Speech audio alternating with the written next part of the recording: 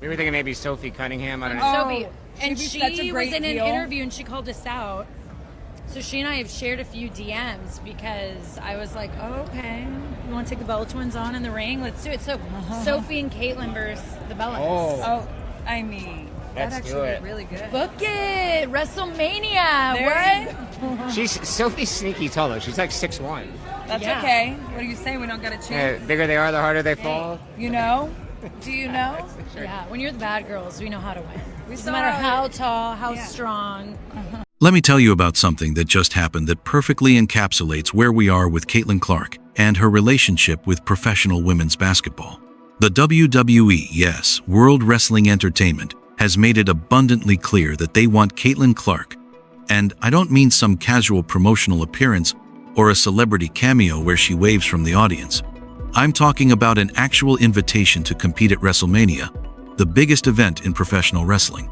The Bella Twins, two of the most successful female wrestlers in WWE history, have issued a direct challenge to Caitlin Clark and Sophie Cunningham for a tag team match at WrestleMania 42. They're not joking around. They're dead serious.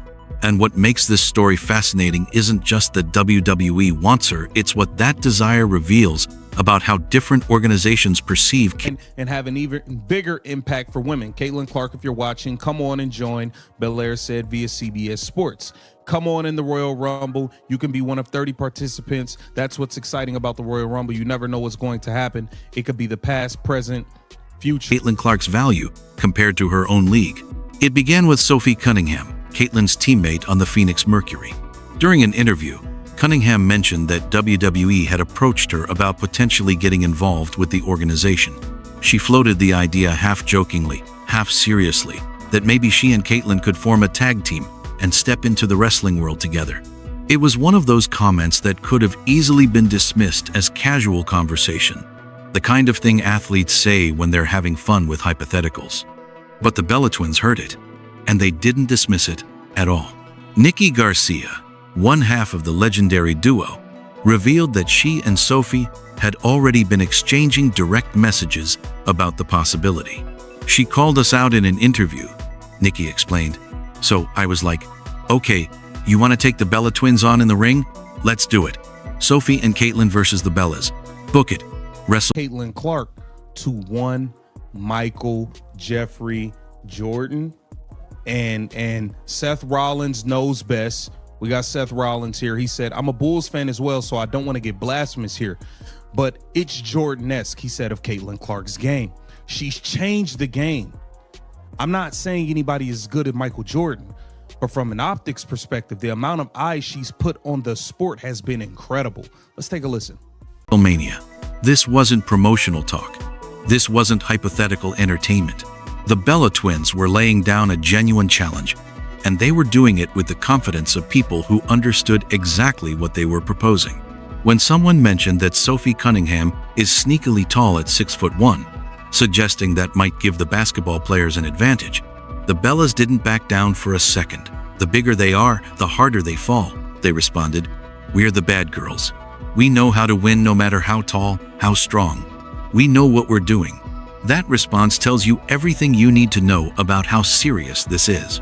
The Bella Twins aren't worried about the physical matchup. They understand that WWE isn't really about who's the tallest or the strongest, it's about who can create the most compelling entertainment. And a matchup between legendary WWE performers and the biggest name in women's basketball? That's entertainment gold. What makes this entire situation remarkable is how quickly and decisively WWE has moved to— Oh, look, I know you're trying to be politically correct. You're right. She's definitely Michael Jordan-esque. She's definitely the Michael Jordan of women's basketball. The GOAT, the reason, AKA, that's her nickname, the reason. Caitlin, the reason Clark. She's the reason the numbers are up. She's the reason people are watching. She's the reason they're demanding more money. She's the reason for all of it. You don't gotta lie, bro. It's not because none of these other chicks. That don't mean they can't play. I get what you're saying. There's some other players that can play. It's players like Asia Wilson could ball, Paige Beckers could ball, Kelsey Mitchell could ball, Enrique could ball. You know what I mean? They get busy. Sabrina can ball. They're not the reason. Caitlin Clark is the one and only reason. You ain't got to lie for these people. KTV got you. Don't worry, Seth Rollins, KTV. Express interest in Caitlin Clark. There's no hesitation, no qualification, no need for extensive deliberation. They see what she brings to any platform she touches, and they want to be in business with her. Period. This isn't the first time WWE has extended an invitation to Caitlin. Bianca Belair, one of the top stars in women's wrestling today, publicly invited Clark to participate in the Royal Rumble over a year ago. And the timing of that invitation was strategic and meaningful. The 2025 Royal Rumble was scheduled for Indianapolis, Caitlin's home market, the city where she plays for the Indiana Fever. Caitlin Clark, if you're watching, come on and join, Belair said in an interview. Come on in the Royal Rumble.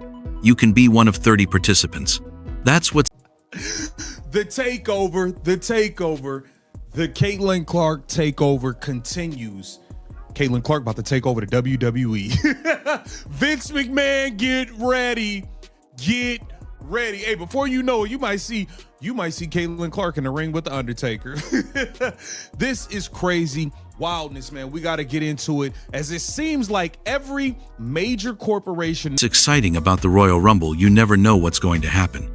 It could be the past, present, future, or just someone you don't expect. But Belair didn't stop at just extending an invitation. She articulated exactly why this made sense from a cultural perspective. It would be cool for the two worlds to combine and have an even bigger impact for women, she explained. Notice that language carefully. She didn't say it would be cool for ratings, though it absolutely would boost viewership.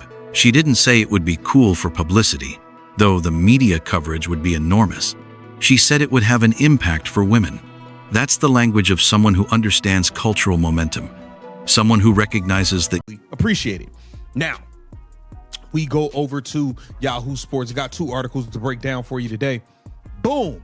WWE's Bella Twins issue challenge to Caitlin Clark and Sophie Cunningham. It says if Caitlin Clark and Sophie Cunningham are interested in taking their talents to WWE, there's an iconic tag team willing to fight them. The 2026 WNBA season is up in the air right now as the league and women's WNBPA work out a collective bargaining agreement. And we know that has been an absolute dumpster fire. Caitlin Clark represents something bigger than just athletic excellence. She represents a breakthrough moment for women's sports, a shift in how female athletes are perceived and valued. And WWE, as an organization that has fought its own battles to give women equal standing in their industry, recognizes that significance immediately. WWE has revolutionized how women are treated in sports entertainment. Women now main event WrestleMania, something that would have been unthinkable just a decade ago. Women headline weekly shows and are featured as prominently as their male counterparts. They've broken barriers in their space in ways that were unprecedented, and they see Caitlin Clark as someone who's doing exactly the same thing in hers. This mutual recognition of barrier-breaking achievement creates a natural partnership opportunity. WWE isn't just looking at Caitlin as a celebrity they can exploit for a one-time ratings boost. They're looking at her as a fellow revolutionary in women's sports, someone whose values and accomplishments align with their own organizational evolution. Then Seth Rollins, one of WWE's biggest male superstars, took things to an entirely different level. During an interview, way for years and years and years, but she's the focal point right now, and it's amazing to see and very proud. Like I said earlier, Rollins made a comparison that might seem outrageous at first, but becomes more justified the more you think about it. He compared Caitlin Clark to Michael Jordan. Now, before you dismiss this as typical wrestling hyperbole, listen to exactly what Rollins said and how he framed the comparison. "I'm a Bulls fan, so I don't want to get blasphemous here," Rollins began, acknowledging the sacred status Jordan holds in basketball history. "But it's Jordan-esque. I'm not saying anybody is as good as Michael Jordan, but from an optics perspective, from the amount of eyes she's put on the sport, it's been incredible." That distinction is crucial. Rollins isn't claiming that Caitlin plays basketball at the same level Michael Jordan did. He's making a much more specific and defensible argument that her impact on her sport mirrors Jordan's impact on his. She's changed the game. She's brought unprecedented attention to women's basketball. She's made it unavoidable in the cultural conversation. And he's absolutely right about that. Michael Jordan didn't just play basketball at an elite level in the 1990s. He transformed the NBA into a global cultural phenomenon. He made professional basketball something that transcended sports, something that people who didn't particularly care about basketball still paid attention to. He created moments that became part of the broader cultural conversation. He made the NBA unmissable. That's exactly what Caitlin Clark has done for women's basketball. She's made it unavoidable. You can't ignore women's college basketball when Caitlin Clark is playing. You can't ignore the WNBA now that she's in the league. She's forced mainstream sports media to pay attention to women's basketball in ways they never consistently did before. Look at the numbers if you need empirical evidence. The 2024 NCAA Women's Championship game between Iowa and South Carolina drew 18.7 million viewers. Let me repeat, that 18.7 million people watched a women's college basketball game. That's not just impressive for women's sports. That's competing with NBA playoff games. That's approaching Super Bowl adjacent territory for specific demographics. When Caitlin entered the WNBA as the #1 overall pick to the Indiana Fever, she immediately transformed that franchise from one of the least watched teams in the league to a consistent ratings powerhouse. Games featuring Clark averaged 1.2 million viewers, compared to just 440,000 for games without her. That's not incremental growth. That's not a modest uptick. That's transformational impact that fundamentally changes the business model of the entire league. Seth Rollins sees those numbers and recognizes something familiar. He sees the same kind of gravitational pull that Jordan exerted in his era. And importantly, Rollins isn't alone in making this observation. Plenty of basketball analysts and sports media figures have made similar comparisons, though many are more hesitant to say it out loud because they don't want to deal with the inevitable backlash. The host of the show where Rollins made these comments didn't hold back at all. "You don't gotta lie, bro," he said. "She's definitely the Michael Jordan of women's basketball. The GOAT. The reason that's her nickname. The reason Caitlin Clark. She's the reason the numbers are up. She's the reason people are watching. She's the reason they're demanding more money. She's the reason for all of it."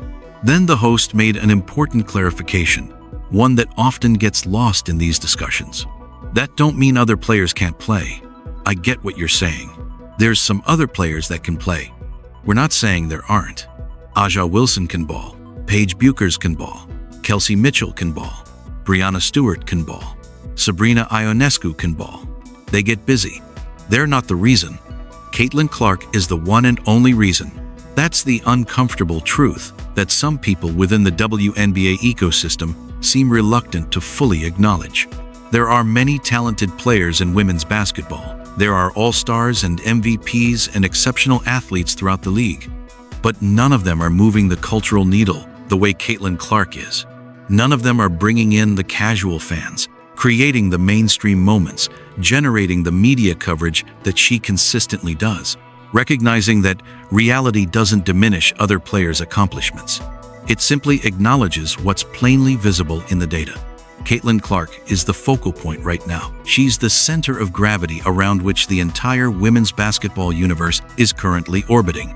That's a Jordan-level description, whether people want to fully commit to saying it or not. The reason we need to pay attention to WWE's pursuit of Caitlin Clark isn't because wrestling matters more than basketball, or because she's necessarily going to become a WWE superstar. We need to pay attention because of what this interest reveals about how different organizations perceive and value Caitlin's brand. WWE is one of the most successful entertainment companies in the world. They understand crossover appeal. They understand how to identify talent that can draw audiences beyond their core demographic. They've successfully integrated athletes from other sports before, and they know exactly what they're looking for when they make these overtures. Floyd Mayweather appeared at WrestleMania 24 and reportedly made $20 million for that single appearance.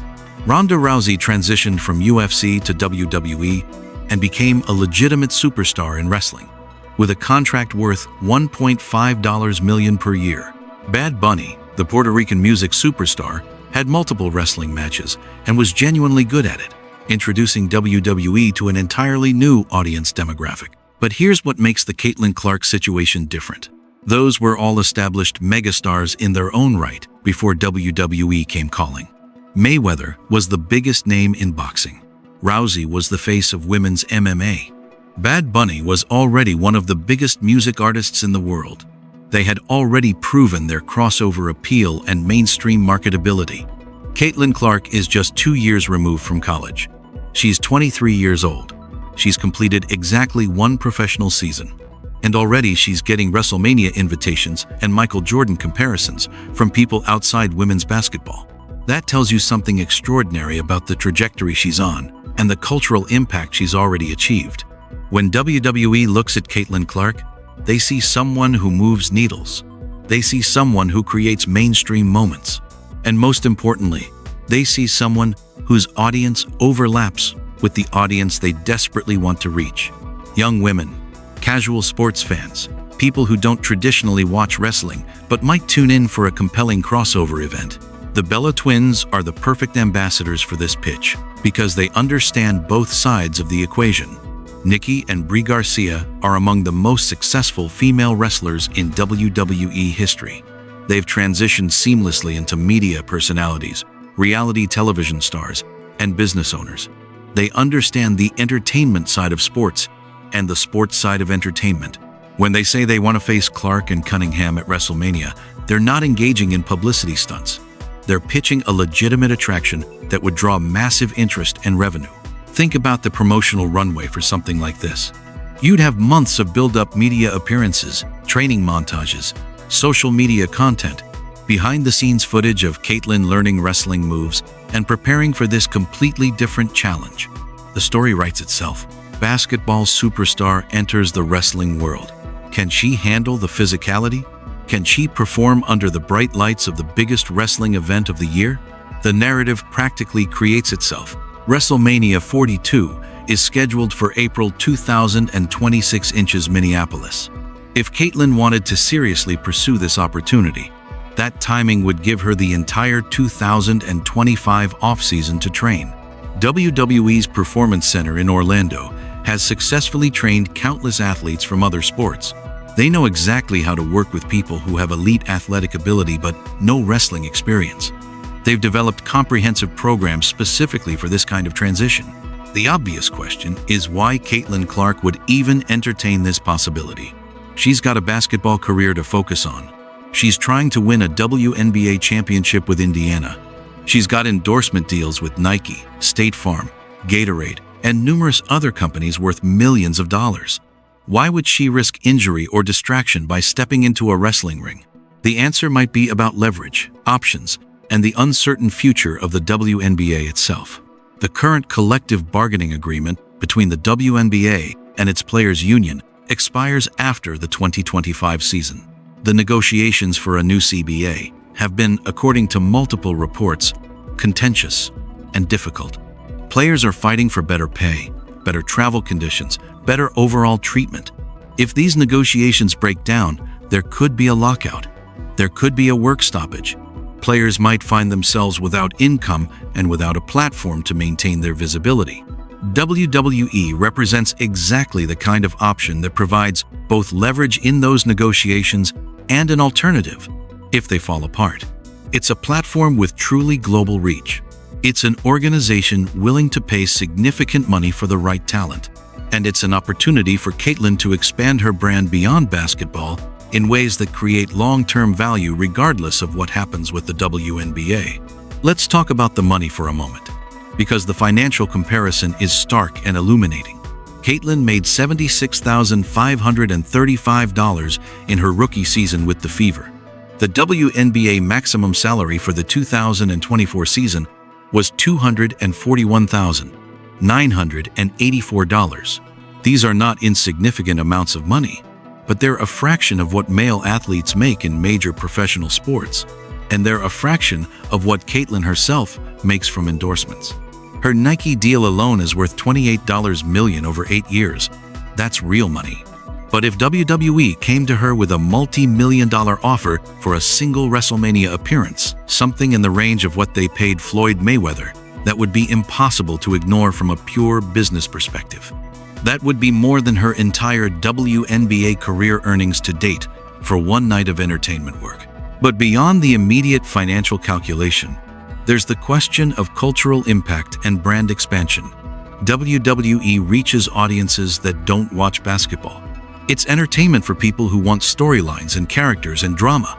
Caitlyn appearing at WrestleMania would introduce her to millions of people who might never watch a WNBA game, who might not even know women's professional basketball exists. That expands her influence in ways that staying exclusively within basketball never could. And here's what makes WWE's interest so telling. From a business perspective, they approached her. She didn't have to pitch herself. She didn't have to prove her value. She didn't have to convince anyone that she deserved this opportunity. They saw what she brings and immediately wanted to be in business with her.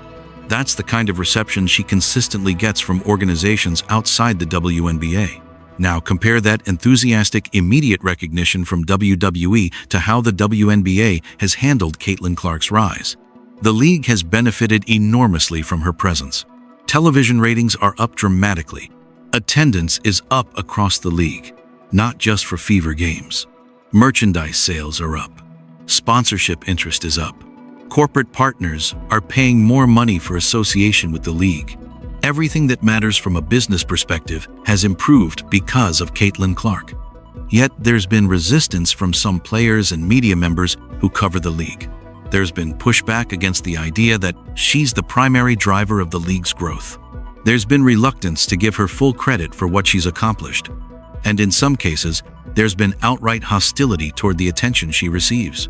Angel Reese, Caitlyn's rival from LSU who now plays for the Chicago Sky, has repeatedly argued that she deserves equal credit for the attention on women's basketball. Other veteran players have suggested that Clark is simply benefiting from timing, that the league was growing anyway, and that she's being overhyped because of factors that have nothing to do with her actual impact. But that's not what the data shows. The numbers reveal a Caitlyn Clark effect that's undeniable and easily measurable. Games she plays in draw significantly more viewers than games she doesn't. Arenas sell out when the Fever come to town in ways they don't for other teams. Social media engagement spikes dramatically when she's involved in games or stories. This isn't subtle. This isn't marginal.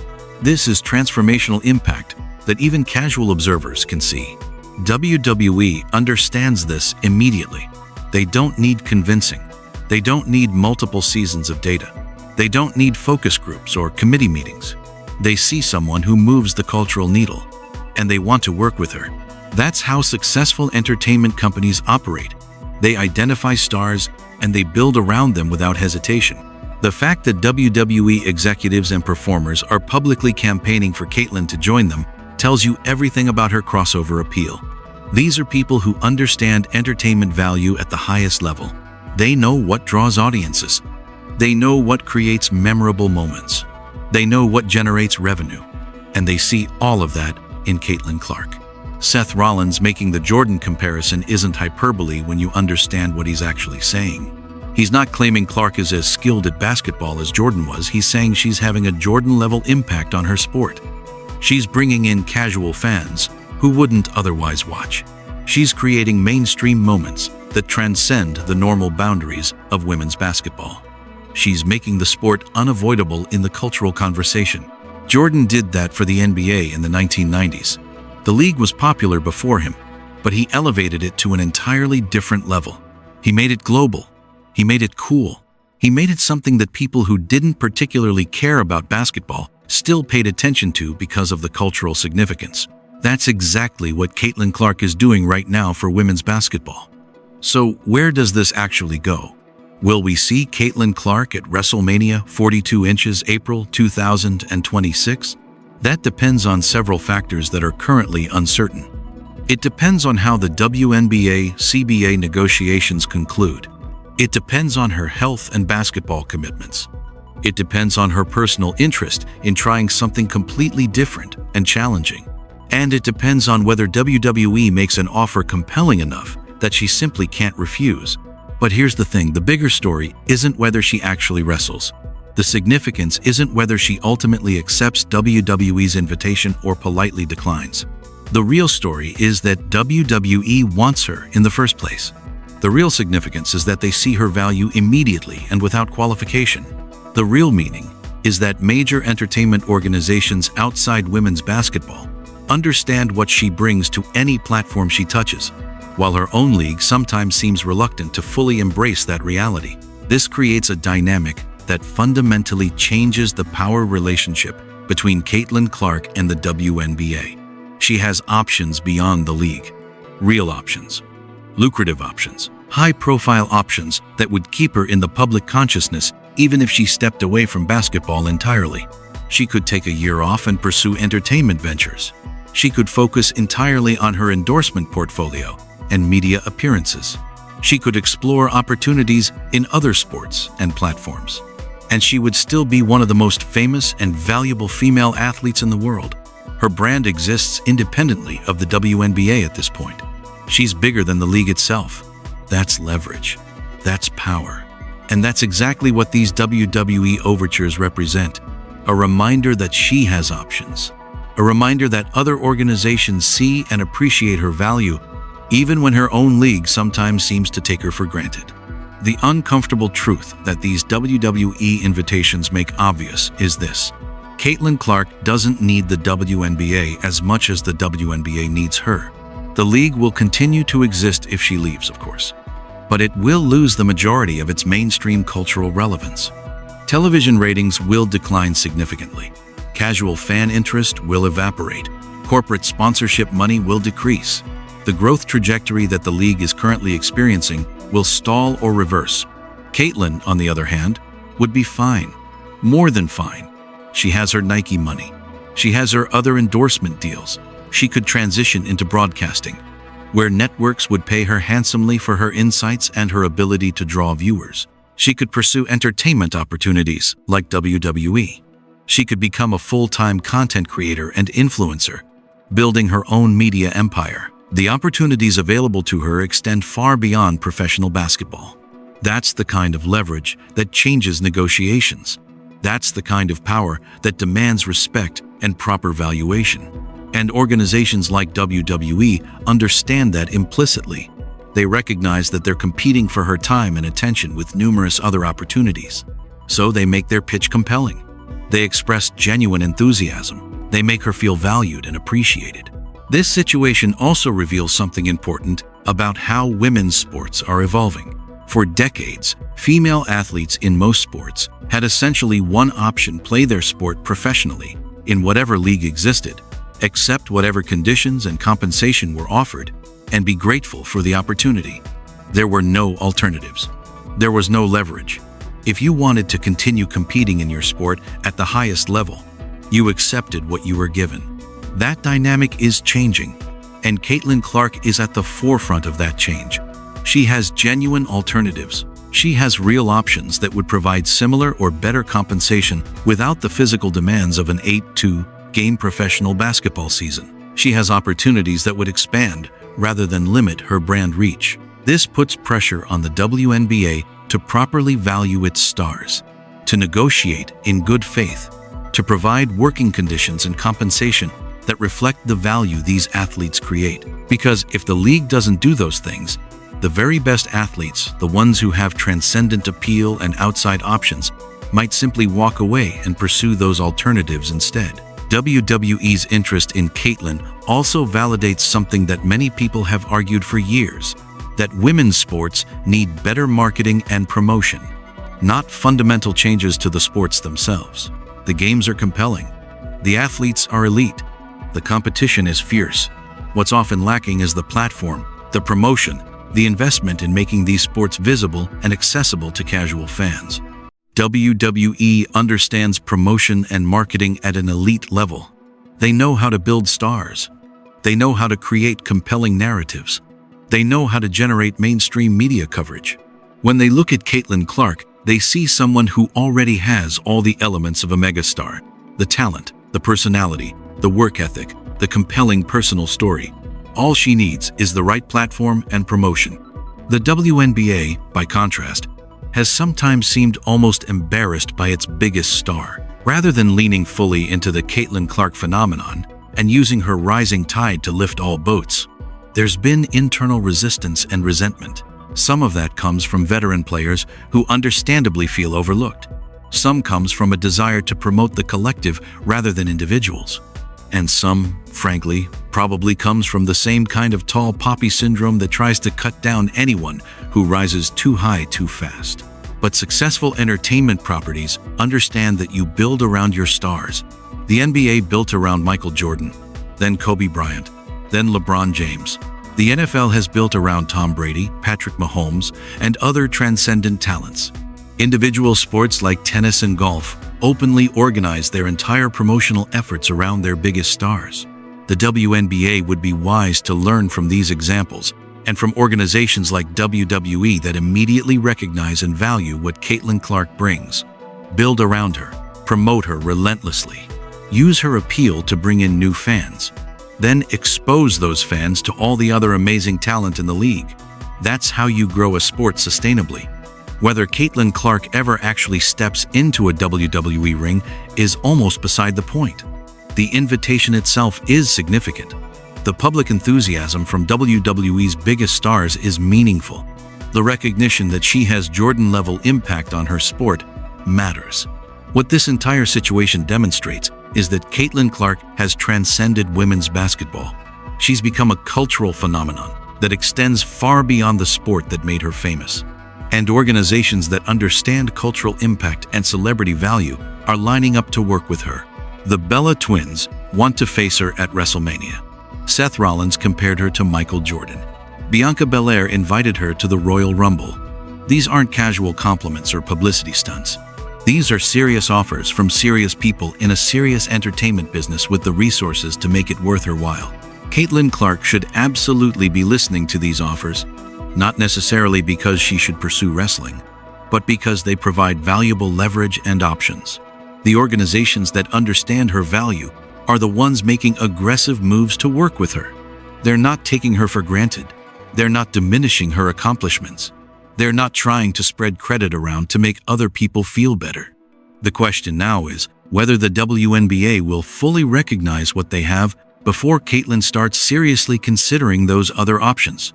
Will the league embrace its megastar and build around her? Will they compensate her appropriately for the value she creates? Will they create working conditions and opportunities that make staying in basketball more attractive than exploring these alternatives? Because make no mistake, she has alternatives. Real ones, lucrative ones, and some of them are pretty enticing. The WWE wants Caitlin Clark. They've made that abundantly clear. What remains to be seen is whether the WNBA wants her badly enough to do what's necessary to keep her fully invested in basketball. That's the real story here, and it's far from over.